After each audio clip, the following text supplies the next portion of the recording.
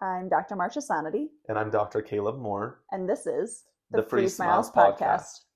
So today we're talking about CE and really what to invest in when it comes to CE and really how to start looking for those things. I think in my experience, and I think most people would relate to this once they start taking courses, is really first starting off with things that you're interested in. Just things that motivate you, something that sounds like, oh, I really would want to learn more about this, or I've started practice and this is something I really have gravitated towards. I think for me, my best way to start with deciding, what courses to take is to find someone else that's already doing those things. So find someone who's kind of more a niche environment when it comes to whatever that is, and asking them like, what courses did you take? Or, hey, can I come observe you for a day and see what your day looks like doing these things, so I can really decide if that's what I want my days to look like. Or maybe you'll go in and be like, this looks terrible now and I don't want to do anything about this. What do you think? I think when we start this career, we are investing in a lifetime of learning, and so we need to find different avenues to fulfill those aspects of, we want to continue growing and learning, and where are we going to get that information, whether that's from colleagues who are doing procedures that we want to learn more about, or there are courses that specifically intrigue us or are motivating us.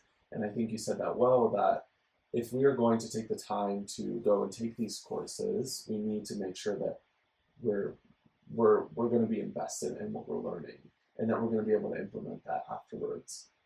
That's a good point. I think the implementation part is huge. So it's interesting when you're in just like a practice by yourself one day, or if you're just working with one other doctor, or in a group practice, that's all going to look very different when it comes to implementing those things.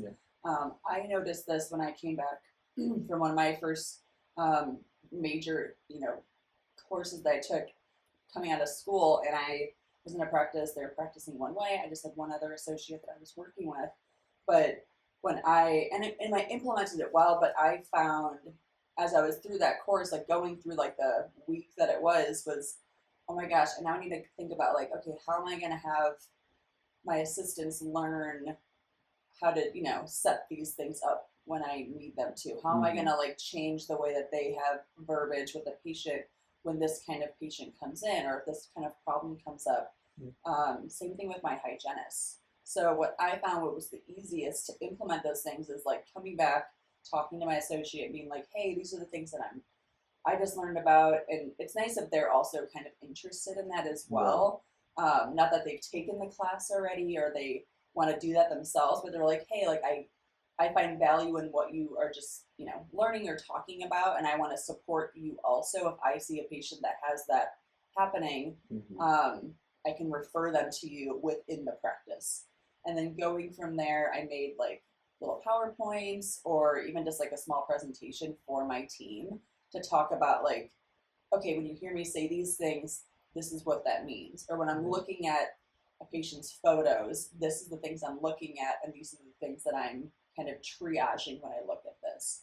And I think that most people in this field, I think, want to learn more about things. So I think if you have a team that is excited about when you come back from a course and they want to learn about those things, that's a really good sign. Or even finding a course that allows you to take your team with you. Oh my gosh. A lot of these courses will say, bring your assistant, bring your front desk, and they want to make it a collaborative environment for everybody. So I think that finding those types of courses as well is really beneficial for the team overall. Oh, 100%. And I think there's a lot more of that. Like, I think most of the CE courses that I sign up for, they have some kind of aspect of it that's like, hey, bring one person for a lower cost, whatever the, minute fee of that would be. Right. And then I think, just going back into like figuring out what you want to do with your time. What's the trajectory of your career? What areas do you need to grow in? And do you find fulfillment in? And so whether that's more surgical or cosmetic or functional based, or, I think there are a lot of avenues that the beauty of this career that we have so many avenues that we can go down as general practitioners, and finding the courses that are going to motivate you to want to be better and to help people. For me, it's, we have these requirements of, how many C hours we have to take, and all of every area is different. We have all of these requirements that we have to take a certain amount of CE, but I don't want it to be just me checking off a box. It's, what am I excited about learning? Where do I want to grow, and where am I going to go from here? And then once I get that information, how am I going to come back and implement it in my practice and allow my team to feel excited and empowered to do those things as well? Yeah, and I think some of that kind of helps me reflect on like having patience, because I'm not patience as in humans, patience as in patience within myself, because I know I'm someone who, when I come back from something, I want to be like, let's go. Yeah. Like, I'm ready. I got all the things in place. But then you also have to kind of calibrate your, clients coming in, because they're maybe used to having certain things talked about or done. And then if you're kind of changing that conversation a little bit, that takes a little bit more time. And that takes a little bit more understanding of like, oh, now you have to really kind of educate people in a different way, or use more of your visuals, like use more of your intraoral photos, or your, big camera photos of their smile, or whatever that may be. And I think the better you are at having just a little more patience with yourself to be part of that process, you'll eventually, like, you'll gain traction, because all you need is like that one case to kind of start things, and then you can use that as an example to be like, hey, I just treated this patient that's similar to you. Let me show you how that turned out. Yeah, how successful it was. Exactly, Right. which goes down to like documenting cases, patient testimonials,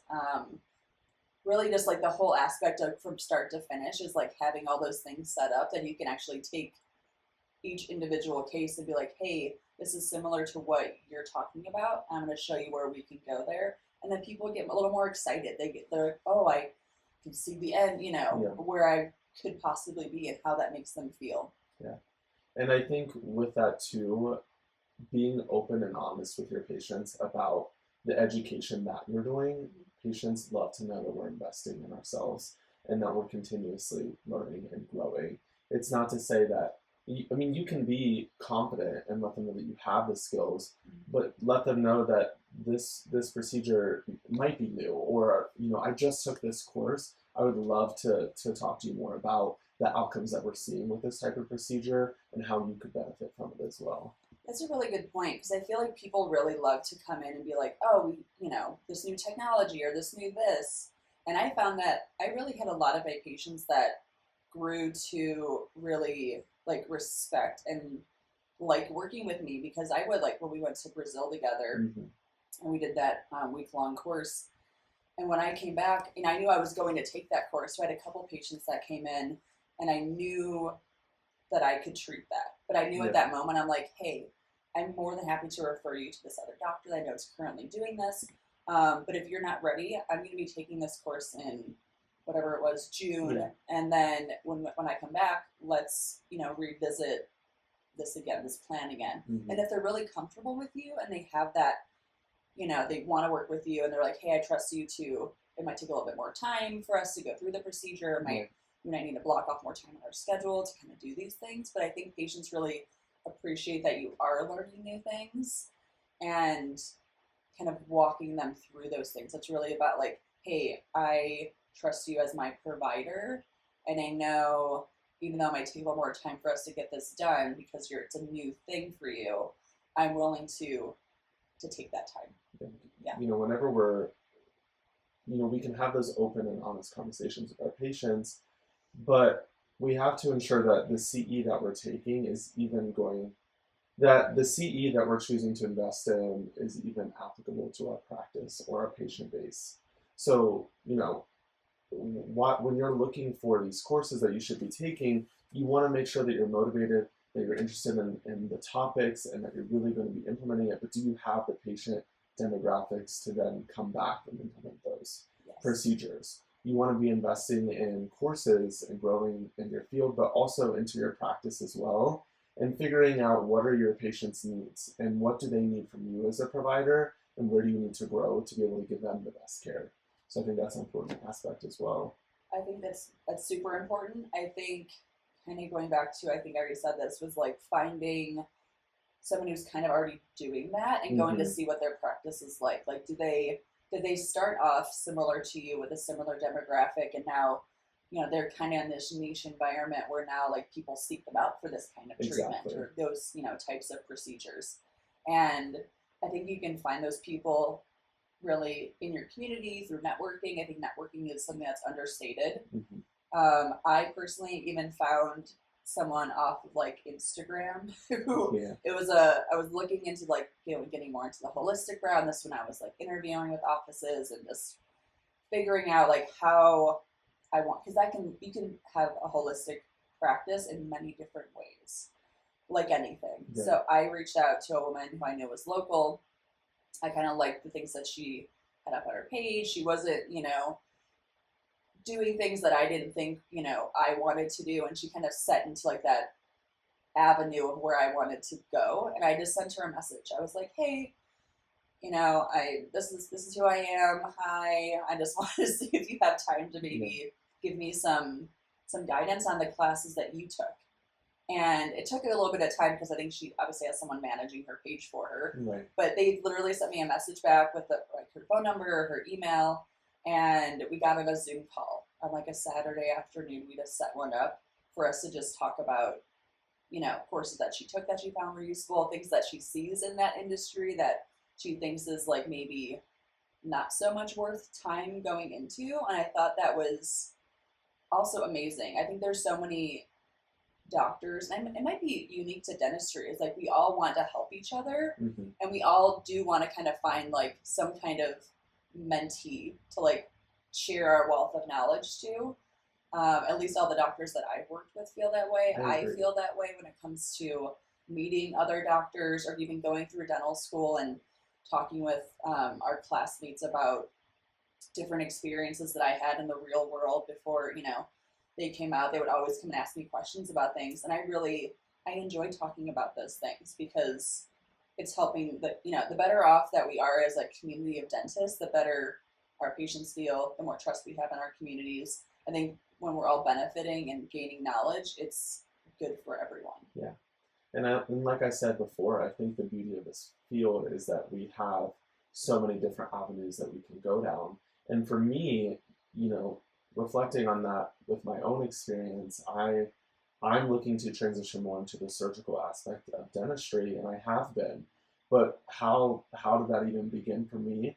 I sought out mentors within my area, you know, other practicing, you know, general practitioners.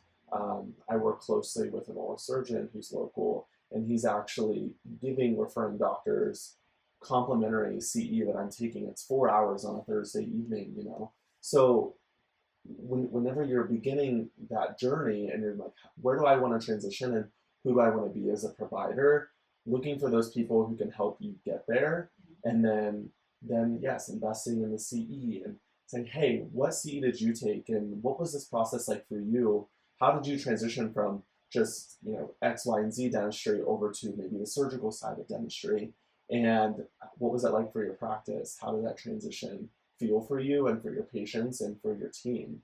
So I think, you know, like I said, for me, you know, you and I took that course in Brazil over the summer, and I came back, I'm like, I'm ready to do this. So, you know, implants in general, it really motivates me.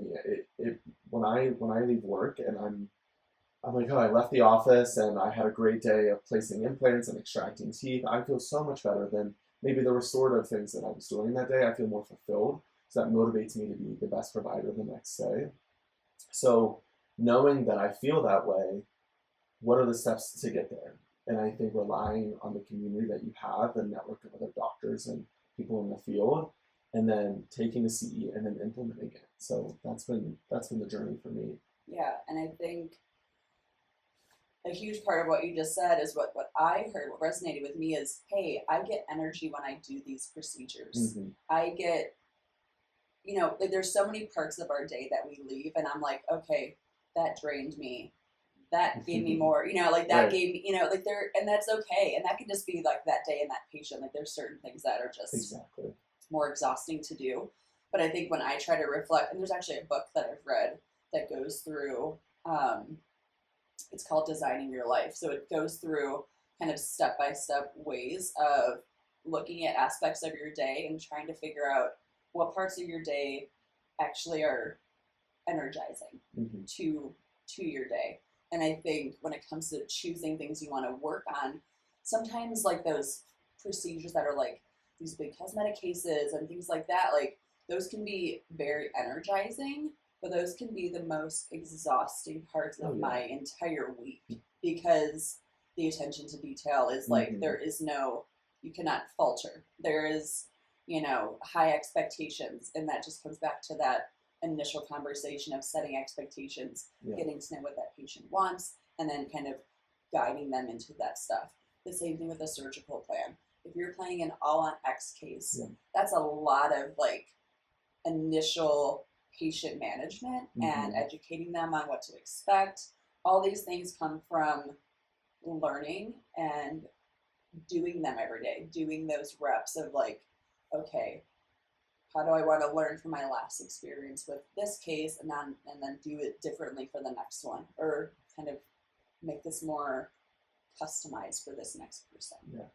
And I think as providers, what's going to set you apart and make you an exceptional provider for people is finding joy in that process. It's not being, outcome driven, or getting your dopamine or your reward from, oh, well, this case went amazing and I feel really good about that. It's finding the reward in the process, the course that you took to get there, the continuing education, the trial and error throughout the procedure, and maybe even, there are many successes, but also finding joy in where you had to kind of stumble a little bit, and how you then got to you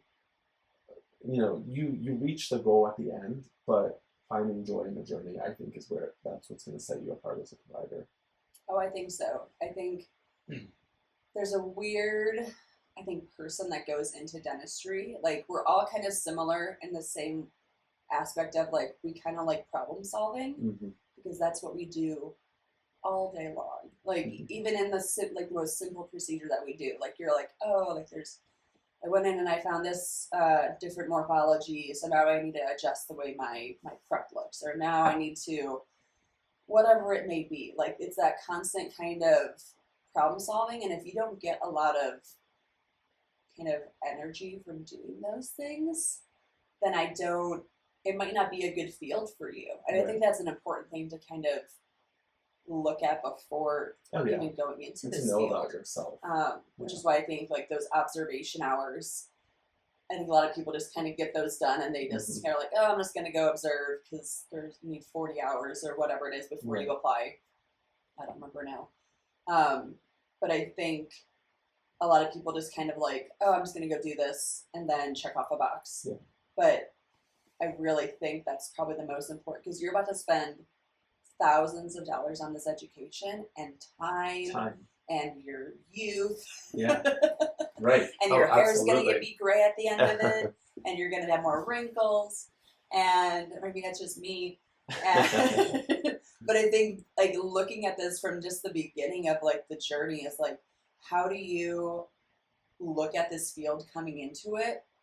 Because if you don't have a clear understanding of that, then you are going to feel more drained at the end of your day. And you're not going to be like, oh, this is what I expected. So maybe take extra time looking at go to different offices to go observe. Or even when you're in dental school, being like, hey, we're learning about this in dental school. Let me see what this is like in the real world. And being like, oh, it's actually more energizing to see it out of a textbook. Yeah. Sometimes when you're learning about things in a textbook, you're like, your eyes are glazing over. You're like, this sounds super boring. But really, when it comes down to it, it's more exciting.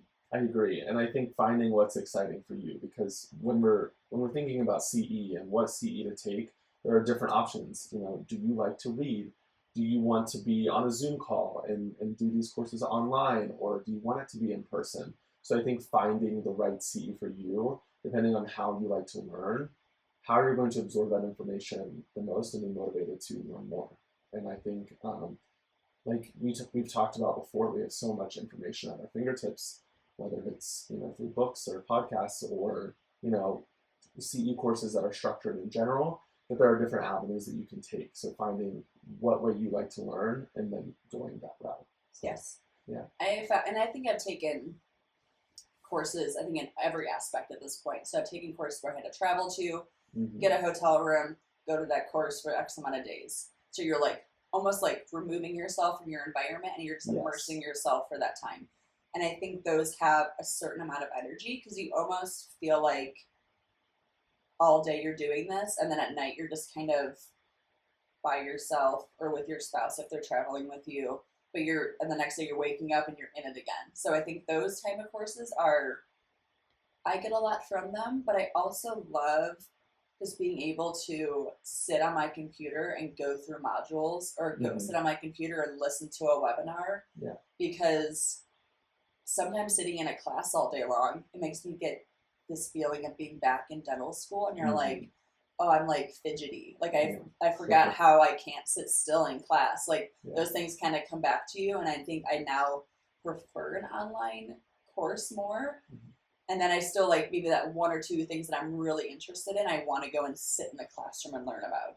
I think it depends on the week for me. Like there are some weeks where I'm like, okay, this, like if I had a few tough weeks at the office, I don't want to go home and do a module online. Like that's not what I want to do.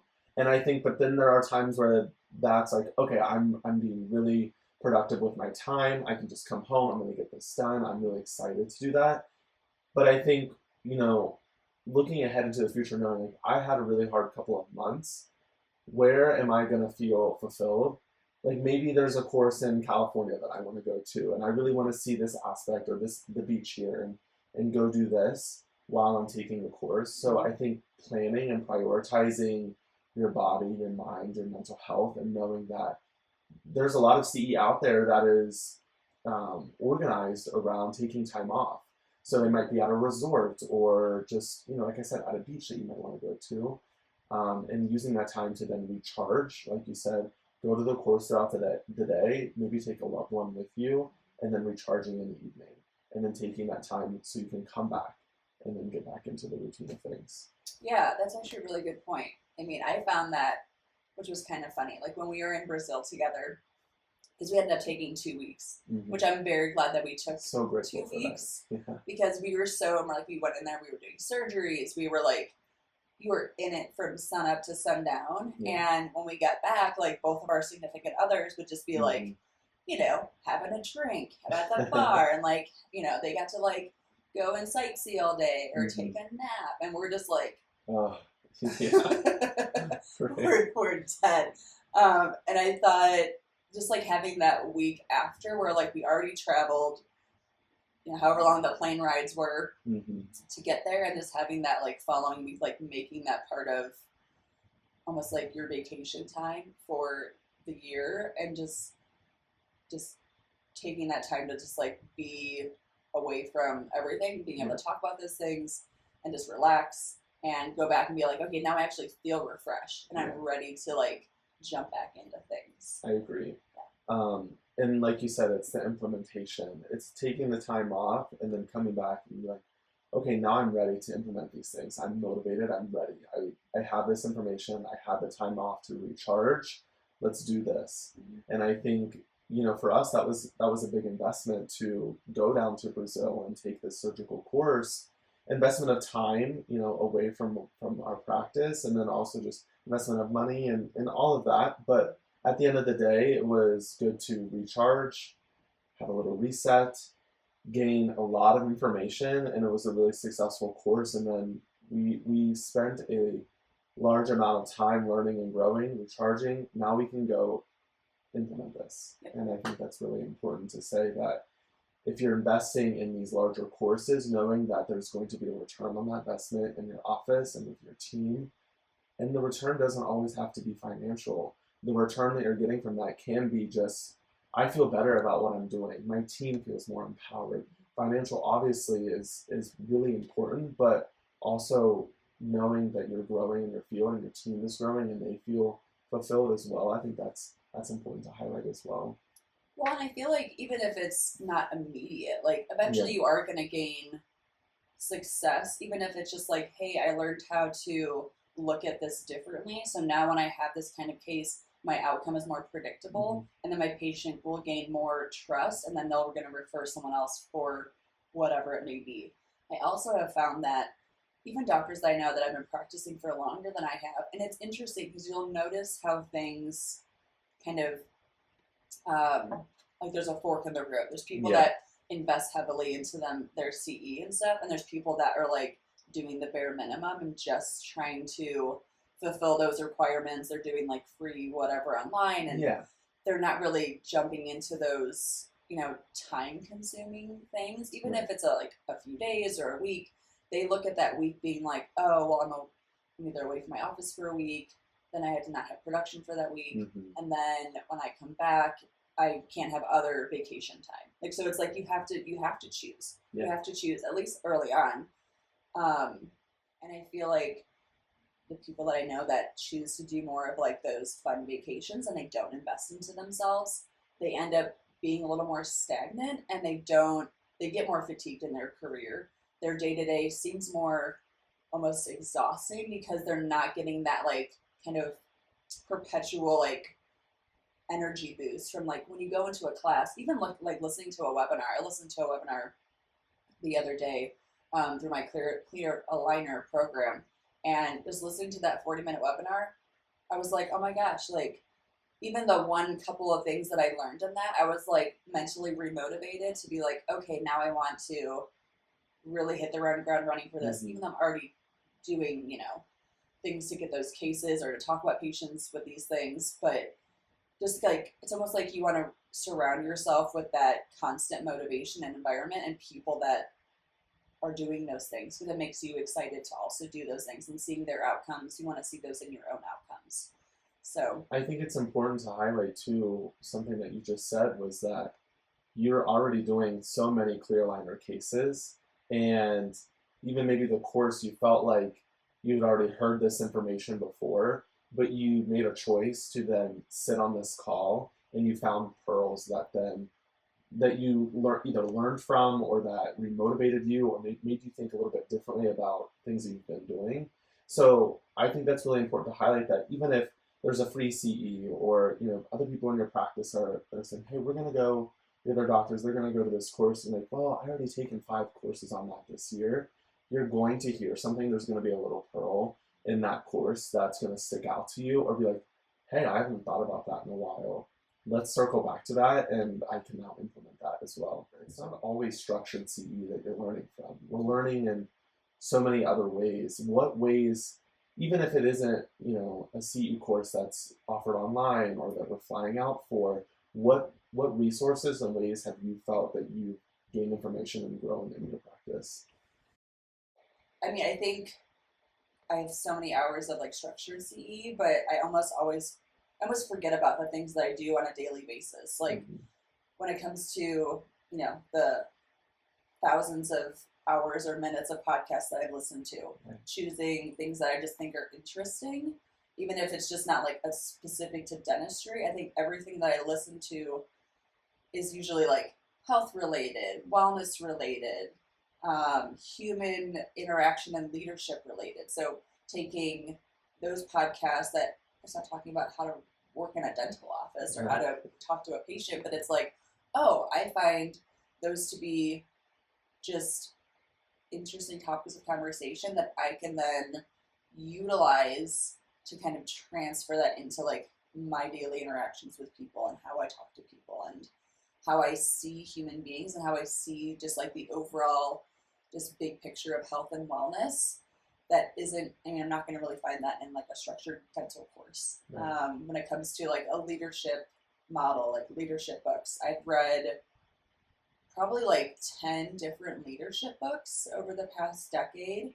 And it just because those topics were interesting to me and different avenues of that. I mean, there's webinars. I've listened to just, random webinars. It just pops up on my algorithm now because I just looked up so many things, or a YouTube video, or I used to just listen to TED Talks, or really I just have a constant, maybe a too much of a constant, just wanting to learn and like see what people's perspectives are, because I just think that's interesting. I think what's important to note is that's what sets you apart as a provider, and what sets us apart as providers and people in general, is that we're constantly focused on how can we be better for ourselves and for those people around us. And another point to piggyback off of was, it doesn't have to be structured CE. For me, just starting out in dentistry, I remember specifically, I was like, I want to be better at anterior composites, fixing people's front teeth, fixing their smiles. How do I do that? And where do I find the resources? I was listening to a podcast of a woman, and she was talking about how she layers and uses blue bite to, whatever her process was. I learned from a podcast, and then later on took structured CE on, how to do these things. But it started with just a curiosity, and then finding a free resource online. And then, yes, I took the course, but like you said, there are so many other ways that we can find this information, and it's all at our fingertips. Well, yeah, and I think there's a huge component of what you just said, which was, hey, I was interested in this. Mm-hmm. I found this really inexpensive resource to kind of get dabble in it. Like, hey, what are some things that this person's talking about? And oh, now I want to really dive into this. Now I really I tried this out, or I found that, okay, there's some holes in my experience with this now, so now I want to go to more of it. And I feel this way, maybe too much about everything, is that I'll find a podcast or someone I know that's doing something, and then I want to dive into it, and then I really need to rein it in and be okay, where do I want to go next, and really trying to channeling that and finding someone who's doing that, mm-hmm. learning from them. When I was learning injection molding, I did some informal online courses about it, found some online resources, found a couple doctors that I knew that were already doing it, mm-hmm. and then kind of molded what their information was into one way of that I found that was helpful. And that to me kind of then set up my next, and okay, maybe now I want to take another course about this, but the next step of that. Yeah. And it's almost there's so much information in a good way. And I think the more and more interested and the more energized I am about learning these things, the better off my life is. Taking time to learn about these things is also giving me more energy. And then when I come home, I'm not exhausted. I have more time and energy to spend with my significant other. Mm-hmm.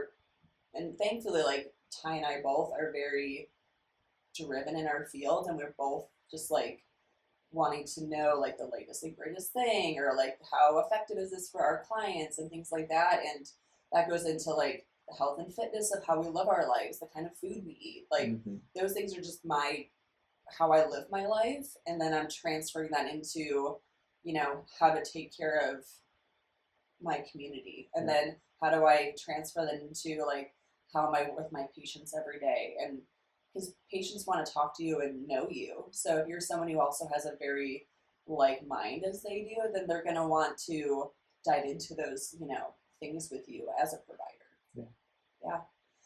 So I think this takes us to our next week episode, which is going to be talking about kind of the red flags when it comes to different contracts, associate agreements, and just things that we've learned from other people that we know, and things that we've kind of experienced at this point when it comes to the first jobs that we've taken.